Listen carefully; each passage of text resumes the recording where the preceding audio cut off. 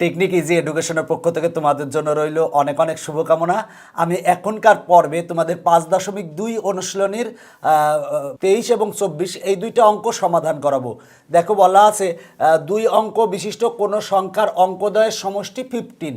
দেখো বলা আছে 2 অঙ্ক বিশিষ্ট কোনো সংখ্যার অঙ্কদ্বয়ের সমষ্টি 15 এবং এদের গুণফল হচ্ছে 56। বলা আছে গুণফল হচ্ছে 56। সংখ্যাটি কত? দুইটা তথ্য দেওয়া আছে। 2 অঙ্ক বিশিষ্ট কোনো কোনো সংখ্যার অঙ্কদ্বয়ের সমষ্টি হচ্ছে 15 এবং এদের গুণফল হচ্ছে 56। এখন বলা আছে সংখ্যাটি নির্ণয় করতে হবে। তো দেখো যে ব্যাপারটা সেটা হলো যে এই অঙ্কটা দুইভাবে করা যায়। আমরা যে ব্যাপারটা এক্স এবং একক স্থানীয় অঙ্ক এক্স এবং দশক স্থানীয় অঙ্ক ওয়াই ধরে আমরা করতে পারি, কারণ দুইটা শর্ত দেওয়া আছে। 5.2 অনুশীলনের নাম এক চলক বিশিষ্ট দ্বিঘাত সমীকরণ। সুতরাং আমরা চলক একটা ধরেই অঙ্কটা করব, তবে 2 চলক ধরে যদি করো সেক্ষেত্রে অ্যান্সার একই রকম আসবে। তো আমরা দেখো লিখবো যে মনে করি একক স্থানীয় অঙ্ক সমান এক্স এবং দশক স্থানীয় অঙ্ক সমান 15 - x।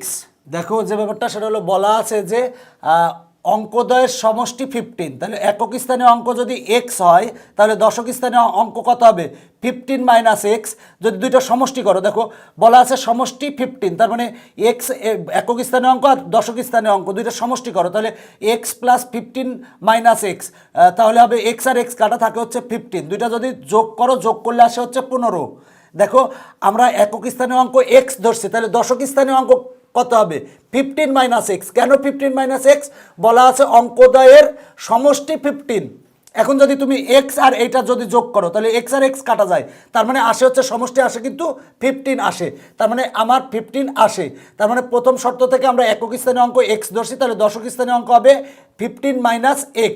তাহলে অতএব সংখ্যাটি সমান কত হবে? আমরা জানি দশক স্থানীয় অঙ্কের সাথে 10 গুণ হয়, তার মানে দশক স্থানীয় অঙ্ক আছে হচ্ছে 15 - x, তার মানে এর সাথে গুণ হবে হচ্ছে 10। যেহেতু দশক স্থানীয় অঙ্কের সাথে 10 গুণ হবে, প্লাস একক স্থানীয় অঙ্ক হচ্ছে x, আমার একক স্থানীয় অঙ্ক হচ্ছে x, এর সাথে আমার 1 গুণ হবে, তার মানে 1 গুণ হবে। দেখো 10 গুণ দশক স্থানীয় অঙ্ক প্লাস 1 গুণ একক স্থানীয় অঙ্ক। দেখো যে ব্যাপারটা সংখ্যাটা কী হবে? সংখ্যা সমান আমরা জানি দশক স্থানীয় অঙ্কের সাথে 10 গুণ হয় প্লাস একক স্থানীয় অঙ্কের সাথে আমরা 1 গুণ হয়, তাহলে এইটার এটা যোগ করব, যোগ করলে আমরা সংখ্যাটি পাবো। এখন যদি আমরা ক্যালকুলেশন করি কি পাই? দেখো 10 আর 15 গুণ করলে হয় 150, 10 আর -x গুণ করলে হয় -10x, আর প্লাস 1 আর x গুণ করলে হয় x, ইকুয়াল টু আমরা পাই 150। এবার x - 10x সমান হয় -9x। তার মানে আমরা সংখ্যাটি পেলাম হচ্ছে 150 - 9x। এখন বলা আছে এদের গুণফল 56। তার মানে আমরা লিখতে পারি প্রশ্ন মতে, দেখো এদের গুণফল মানে অঙ্কদ্বয়ের গুণফল। অঙ্ক কত কত? একটা হচ্ছে অঙ্ক একক স্থানীয় অঙ্ক x আর দশক স্থানীয় অঙ্ক হচ্ছে 15 - x। বলা আছে এদের গুণফল, তার মানে x ইন্টু, দেখো যে ব্যাপারটা এদের গুণফল মানে x into 15 - x equal to 56।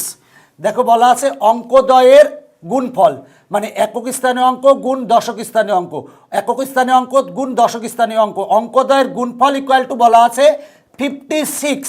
তার মানে প্রশ্ন মতে অঙ্কদ্বয়ের গুণফল সমান আমরা 56 লিখেছি। এখন আমরা এখান থেকে ক্যালকুলেশন করে x সমান বের করে আমরা x এর মান এখানে বসাই দিলে আমরা নির্ণেয় সংখ্যাটি পেয়ে যাব। তাহলে যদি আমরা ব্র্যাকেট তুলে দিই তাহলে x আর 15 গুণ করলে হয় হচ্ছে 15x, আর x আর -x গুণ করলে হয় -x²। আর দেখো 56 হচ্ছে আমরা 56 হচ্ছে দেখো যে ব্যাপারটা প্লাস পক্ষান্তর করলে হবে -56 ইকুয়াল টু 0, বা আমরা আগে লিখলাম -x² plus 15x R -56 equal to 0।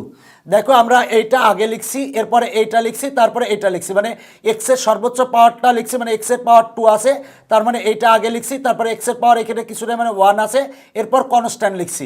এবার আমরা দেখো যে ব্যাপারটা উভয় পক্ষকে -1 দ্বারা গুণ দিতে পারি, অথবা -1 কমন নিলে এক লাইন বেশি করা লাগবে, দরকার নাই আমরা উভয় পক্ষকে -1 দ্বারা গুণ করব। যদি -1 দ্বারা গুণ করি তাহলে কি পাই? দেখো আমরা এইটারা যদি -1 দ্বারা গুণ করি তাহলে -1 প্লাস হবে, তার মানে হবে হচ্ছে x²। এইটারা যদি -1 দ্বারা গুণ করি তাহলে মাইনাসে প্লাসে মাইনাস, আর 1 আর 15x মিলে হয় হচ্ছে 15x, আর এইটারে যদি -1 দ্বারা গুণ করি তাহলে হবে হচ্ছে +56, মাইনাস ছিল প্লাস হবে, ইকুয়াল টু 0কে যদি আমরা -1 দ্বারা গুণ করি তাহলে কত হবে? 0 হবে।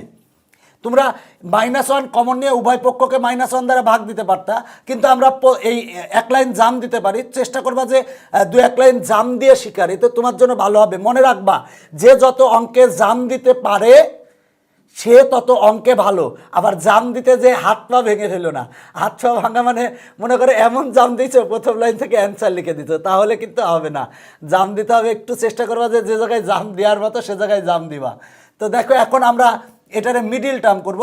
যদি মিডিল টার্ম করি সেক্ষেত্রে আমরা দেখো যে ব্যাপারটা, সেটা হলো x² - 7x - 8x +56 equal to 0।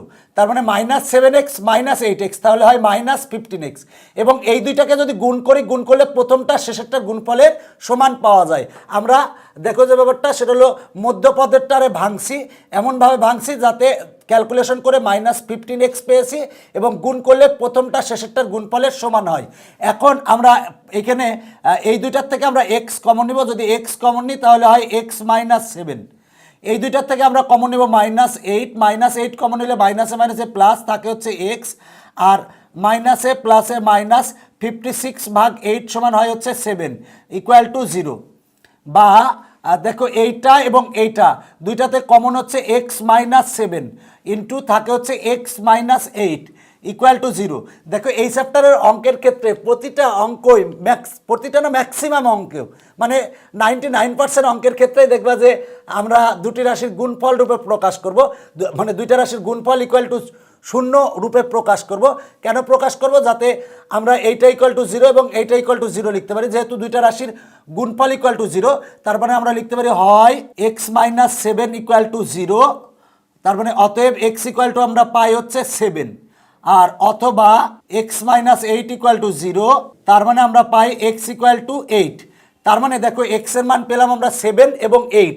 এখন x এর মান আমরা এখানে বসাবো, তার মানে লিখবো x ইকুয়াল টু 7 হলে সংখ্যাটি সমান, আমরা এখানে x এর স্থলে 7 বসাবো, তার মানে 150 - 9 ইন্টু 7। দেখো যে ব্যাপারটা, আমরা বলছি x ইকুয়াল টু 7 হলে সংখ্যাটি, মানে সংখ্যাটি আমরা এখন x এর মান বসাই দিব। x এর মান পেয়েছি 7, বসাই দিয়েছি, তার মানে 150, আর 7 নং 63 মানে 63। এখন যদি আমরা বিয়োগ করি 150 বিয়োগ 63 সমান আসে হচ্ছে 87 আসে। এবার আবার x ইকুয়াল টু 8 হলে সংখ্যাটি বের করব। x ইকুয়াল টু 8 হলে সংখ্যাটি, তার মানে আমরা x এর স্থলে 8 বসাবো, মানে 150 - 9x ছিল, আমরা x এর স্থলে বসাবো হচ্ছে 8, তার মানে x এর স্থলে 8 বসাবো। 150 বিয়োগ 8 নং 72। আচ্ছা, আমরা যদি বিয়োগ করি তাহলে বিয়োগ করলে আসে হচ্ছে যে ব্যাপারটা হচ্ছে 78, মানে 78 আসে। তাহলে লিখবো অতএব নির্ণেয় সংখ্যাটি 78 অথবা 87। তো দুই অঙ্ক বিশিষ্ট কোনো সংখ্যার অঙ্কদ্বয়ের সমষ্টি হচ্ছে 15। তার মানে আমরা একক স্থানীয় অঙ্ক যদি x ধরি তাহলে দশক স্থানীয় অঙ্ক কত হবে? দেখো যে ব্যাপারটা 15 - x, এই দুইটা যোগ করো, যোগ করলে 15 হবে। এরপরে তাহলে সংখ্যাটি কত হবে? আমরা জানি সংখ্যাটি সমান হচ্ছে 10 গুণ দশক স্থানীয় অঙ্ক প্লাস 1 গুণ একক স্থানীয় অঙ্ক। এবার ক্যালকুলেশন করলে আমরা সংখ্যাটি পাই এইটা। এখন আমার x এর মান দরকার। x এর মান বের করার জন্য বলা আছে যে গুণফল 56। আমরা তার মানে একক স্থানীয় অঙ্ক গুণ দশক স্থানীয় অঙ্ক ইকুয়াল টু 56 লিখছি। ক্যালকুলেশন করলে আমরা x ইকুয়াল টু 7 এবং 8 পাই।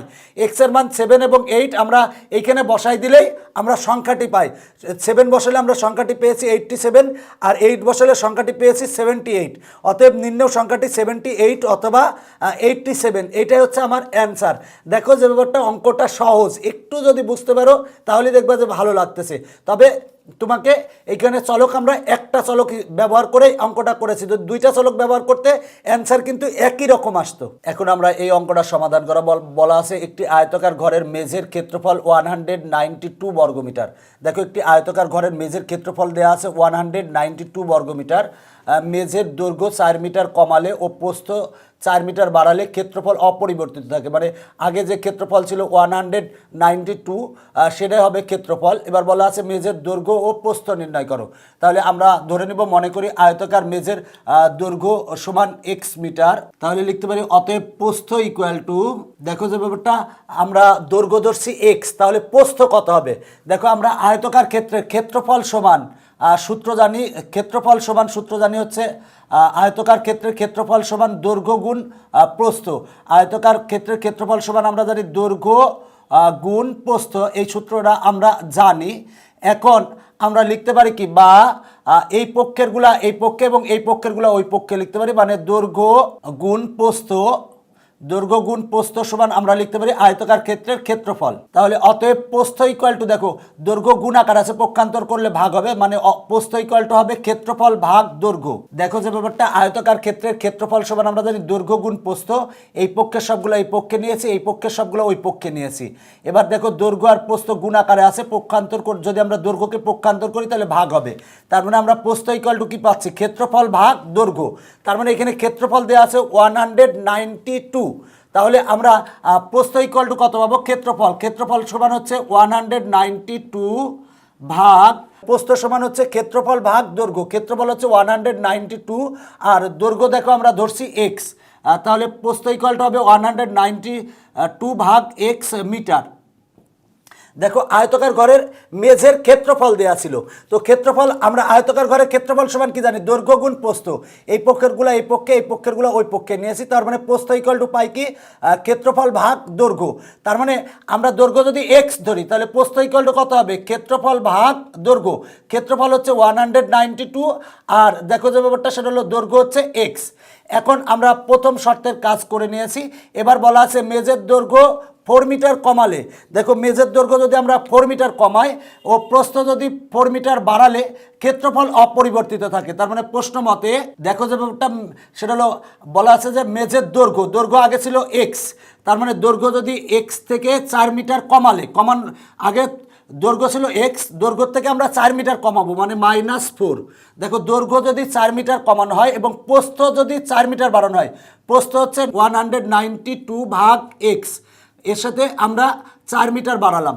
দেখো দৈর্ঘ্য যদি 4 মিটার কমানো হয়, মানে দৈর্ঘ্য হচ্ছে x, তাহলে x থেকে 4 মিটার বাদ দিয়েছি যেহেতু কমাতে হবে, এবং প্রস্থ থেকে 4 মিটার বাড়ালে তারপর প্রস্থ যা আছে তার সাথে আমরা +4 করছি, ক্ষেত্রফল অপরিবর্তিত থাকে। তার মানে ক্ষেত্রফলটা হবে হচ্ছে 192, মানে দৈর্ঘ্য যদি 4 মিটার কমাও এবং প্রস্থ যদি 4 মিটার বাড়ানোর ফলে যে ক্ষেত্রফল পাবে সেইটা ইকুয়াল টু হবে 192।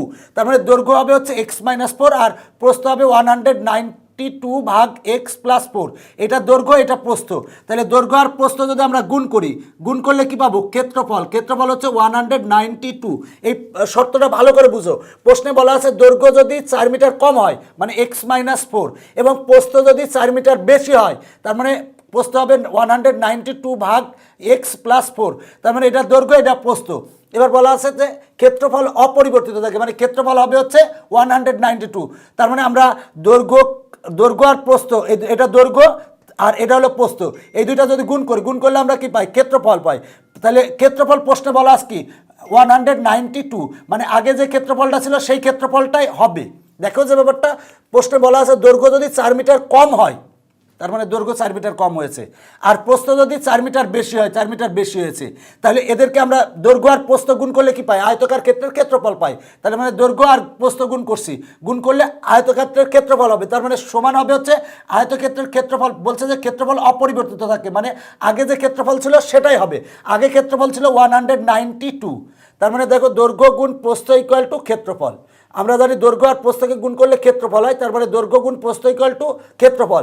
এবার আমরা এখান থেকে ক্যালকুলেশন করে x সমান বের করব, x সমান যেটা আসবে সেটা হবে দৈর্ঘ্য, আর x এর মান আমরা এখানে বসাই দিলেই আমরা প্রস্থ পাবো। দেখো দৈর্ঘ্য আর প্রস্থ বের করতে বলছিল, এই জন্য এখন আমরা ক্যালকুলেশন করে x সমান বের করব। x আর এইটা যদি গুণ করি তাহলে x আর x কাটা থাকে হচ্ছে 192, এবার এক্স আর 4 যদি গুণ করি, তার +4 যদি গুণ করি তাহলে হয় +4x।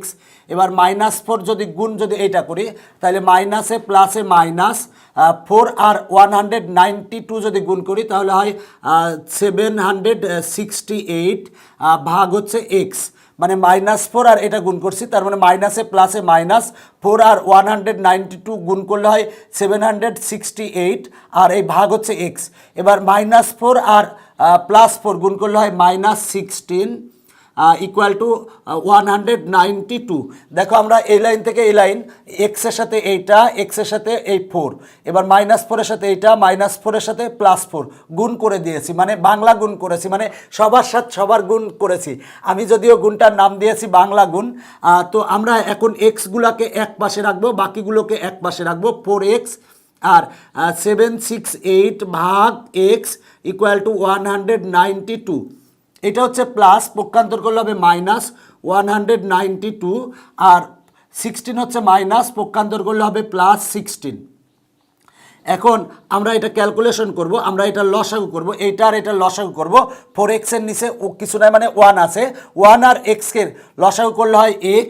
এবার দেখো x আর 4x গুণ করলে হয় 4x², x আর x কাটা থাকে হচ্ছে -768 ইকুয়াল টু 192 প্লাস আর 192 মাইনাস কাটা যায় ইকুয়াল টু হচ্ছে 16। এখন আমরা আর গুণন করব, এই 16-এর নিচে কিছু নয়, মানে 1 আছে। এখন যদি আমরা আর গুণন করি সেক্ষেত্রে কি পাই দেখো, আমরা এটা বোঝানোর জন্য লিখেছিলাম, তোমাদের পরীক্ষায় লেখা লাগবে না। বা দেখো যে ব্যাপারটা সেটা হলো যে আমরা আর গুণন যদি করি, এইটার সাথে 1 গুণ করলে 4x² মাইনাস 768 হবে ইকুয়াল টু x আর 16 গুণ করলে হয় হচ্ছে 16x। এবার আমরা সবগুলোকে এক পক্ষে নিয়ে আসবো, যদি এক পক্ষে নিয়ে আসি তাহলে কি পাই, 4x², 16x হচ্ছে প্লাস, পক্ষান্তর করলে হবে মাইনাস, তার মানে -16x আর যে ব্যাপারটা -768 ইকুয়াল টু 0। এখন আমরা দেখো যে ব্যাপারটা উভয় পক্ষকে 4 দ্বারা ভাগ করব। যদি উভয় পক্ষকে 4 দ্বারা ভাগ করি তার মানে 4x² ভাগ 4, তার মানে 4 ও 4 কাটা থাকে হচ্ছে x² মাইনাস, দেখো এই মাইনাস লিখলাম, 16x ভাগ 4 সমান কাটাকাটি করলে হয় হচ্ছে 4x আর মাইনাস 768 ভাগ 4 সমান কাটাকাটি করলে হয় 192 ইকুয়াল টু 0। এখন আমরা মিডিল টার্ম করব, বা লিখতে পারি x², দেখো যে ব্যাপারটা আমরা লিখতে পারি +12x minus 16x minus 192 equal to 0। দেখো 12x মাইনাস 16x সমান হয় -4x, এবং এই দুইটা গুণ করলে প্রথমটা শেষেরটার গুণফলের সমান হবে। তার মানে আমরা লিখতে পারি, বা এখানে কমন দেখো হচ্ছে x কমন নিলে হচ্ছে হয় x + 12, আর এটাতে কমন হচ্ছে -16 যদি আমরা কমন নেই তাহলে হয় x প্লাস, দেখো 12 হবে এখানে, x + 12 ইকুয়াল টু 0। দেখো আমরা এই লাইন থেকে এই লাইন মিডিল টার্ম করছি, 12x মাইনাস 16x সমান হয় -4x, এবং এই দুইটা গুণ করলে প্রথমটা শেষেরটার গুণফলের সমান হয়। এবার এইখান থেকে আমরা x কমন নিয়েছি, এইখান থেকে আমরা -16 কমন নিয়েছি। এবার এইটা আর এইটাই কমন হচ্ছে x + 12, তার মানে আমরা কমন নেব হচ্ছে x + 12। x + 12 যদি কমন নেই তাহলে থাকে x - 16, তার মানে x - 16 লিখছি ইকুয়াল টু 0 হয়, x + 12 ইকুয়াল টু 0। তার মানে অতএব x ইকুয়াল টু আমরা পাই -12। দেখো এখন x এর মান এসেছে -12, মানে দৈর্ঘ্য হচ্ছে ঋণাত্মক এসেছে। দেখো যে ব্যাপারটা, আমরা যে কোনো কিছু দৈর্ঘ্য কিন্তু একটা নির্দিষ্ট থাকে, কম বেশি থাকবেই, ঋণাত্মক হবে না কখনো দৈর্ঘ্য। তার মানে x এর মান -12 কিন্তু গ্রহণযোগ্য নয়, তাই লিখবো যে যা গ্রহণযোগ্য নয়, কেননা দৈর্ঘ্য কখনো ঋণাত্মক হতে পারে না। কারণ তোমরা নিজেরাই দেখবা যে দৈর্ঘ্য কখনো ঋণাত্মক হতে পারে না। x হচ্ছে যেহেতু দৈর্ঘ্য সমান আসছে হচ্ছে -12, দৈর্ঘ্য কখনো ঋণাত্মক হতে পারে না। তার মানে আমরা লিখবো যে যা গ্রহণযোগ্য নয়, কারণ দৈর্ঘ্য ঋণাত্মক হতে পারে না। তার মানে এখন দেখো যে ব্যাপারটা, অথবা x - 16 ইকুয়াল টু 0 লিখবো। তার মানে অতএব আমরা x ইকুয়াল টু পাই হচ্ছে 16। দেখো আমরা x সমান পেয়েছিলাম -12 আর x সমান পেয়েছি 16। দেখো -12 দৈর্ঘ্য যেহেতু ঋণাত্মক হতে পারে না, তার মানে x এর মান -12 গ্রহণযোগ্য নয়। তার মানে x ইকুয়াল টু আমরা পেয়েছি 16। তাহলে অতএব মেঝের দৈর্ঘ্য 16 মিটার, এবং প্রস্থ, দেখো প্রস্থ সমান আমার আছে হচ্ছে 192 ভাগ এক্স, তার মানে 192 ভাগ এক্সের স্থলে আমরা 16 বসাবো, বসালে আমার আসে হচ্ছে 12 আসে, তার মানে 12 মিটার। দেখো 12 মিটার আসছে, তার মানে দেখো যে ব্যাপারটা আমরা দৈর্ঘ্য পেলাম হচ্ছে 16 মিটার আর প্রস্থ পেলাম হচ্ছে 12 মিটার। তাহলে লিখবো অতএব নির্ণেয় মেজের দৈর্ঘ্য 16 মিটার এবং প্রস্থ 12 মিটার। দেখো যে ব্যাপারটা সেটা হলো যে অঙ্কটা সহজ একটা অঙ্ক, যদিও তোমরা একটু নিজে চেষ্টা করো সেক্ষেত্রেই পারবে। বলা ছিল যে একটি আয়তাকার ঘরের মেঝের ক্ষেত্রফল 192 বর্গমিটার। এরপরে বলা আছে দৈর্ঘ্য যদি 4 মিটার কম এবং প্রস্থ যদি 4 মিটার বেশি হয় তাহলে দৈর্ঘ্য অপরিবর্তিত থাকে, মানে দৈর্ঘ্য হবে হচ্ছে 192 বর্গমিটারই হবে। এখন বলা আছে যে আয়তাকার ঘরের দৈর্ঘ্য ও প্রস্থ নির্ণয় করো। তো আমরা প্রথমে আয়তাকার ঘরের দৈর্ঘ্য ধরছি এক্স, তাহলে প্রস্থ ইকুয়াল টু কত হবে? দেখো আমরা প্রস্থ সমান জানি ক্ষেত্রফল ভাগ দৈর্ঘ্য, ক্ষেত্রফল দেওয়া আছে 192 আর দৈর্ঘ্য হচ্ছে এক্স, তার মানে দৈর্ঘ্য আর প্রস্থ পেলাম।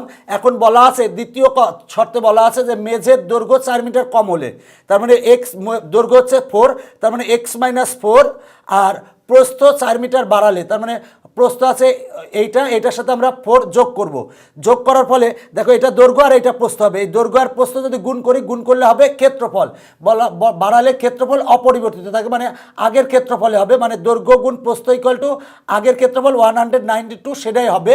এবার ক্যালকুলেশন করে আমরা এক্স সমান -12 পাই আর এক্স সমান 16 পাই। দেখো -12 গ্রহণযোগ্য নয়, কারণ দৈর্ঘ্য ঋণাত্মক হতে পারে না। তাহলে এক্স সমান আমরা পেয়েছি 16, মানে মেজের দৈর্ঘ্য হবে হচ্ছে 16 মিটার এবং প্রস্থ হবে, এখানে এক্স এর মান বসাই দিলে আমরা প্রস্থ পাবো। তো আশা করি অঙ্কটা বুঝতে পেরেছো। এক্স এবং ওয়াই ব্যবহার করি, সেক্ষেত্রে কীরকম হতো? দেখো দৈর্ঘ্য যদি এক্স হয় তাহলে প্রস্থ হবে ওয়াই।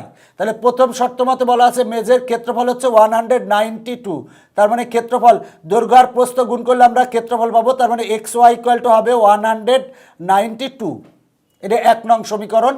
এরপরে দেখো যে ব্যাপারটা দৈর্ঘ্য, মেজের দৈর্ঘ্য 4 মিটার কমালে দৈর্ঘ্য হচ্ছে এক্স, তার মানে হবে এক্স মাইনাস 4, আর প্রস্থ 4 মিটার বাড়ালে প্রস্থ হচ্ছে ওয়াই, তার মানে ওয়াই প্লাস 4।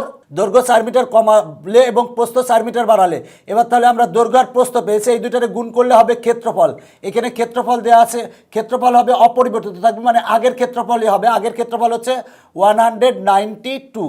দেখো যে ব্যাপারটা, এটা 2 নং সমীকরণ দাও। এবার 1 আর 2 নং সমীকরণকে যে কোনো পদ্ধতিতে সমাধান করে এক্স আর ওয়াইয়ের যে মান পাবে সেটাই হবে হচ্ছে আয়তাকার ঘরের দৈর্ঘ্য এবং প্রস্থ। তবে এইটার চেয়ে এই নিয়মটা কিন্তু সহজ বেশি। তোমরা যে ব্যাপারটা এই নিয়মটাই করবে, কারণ যে ব্যাপারটা চ্যাপ্টারটার নাম হচ্ছে মানে এক চলক বিশিষ্ট দ্বিঘাত সমীকরণ, সুতরাং এক চলক মানে এক্স দিয়েই তোমরা অঙ্কটা করবে। 2 চলক মানে এক্স এবং ওয়াই যদি চলক ধরো, সেক্ষেত্রে অ্যান্সার একই রকম হবে, তবে এইভাবে করলেই ভালো হবে। এখনকার পর্ব শেষ করছি, পরবর্তীতে আবার দেখা হবে। Bye bye.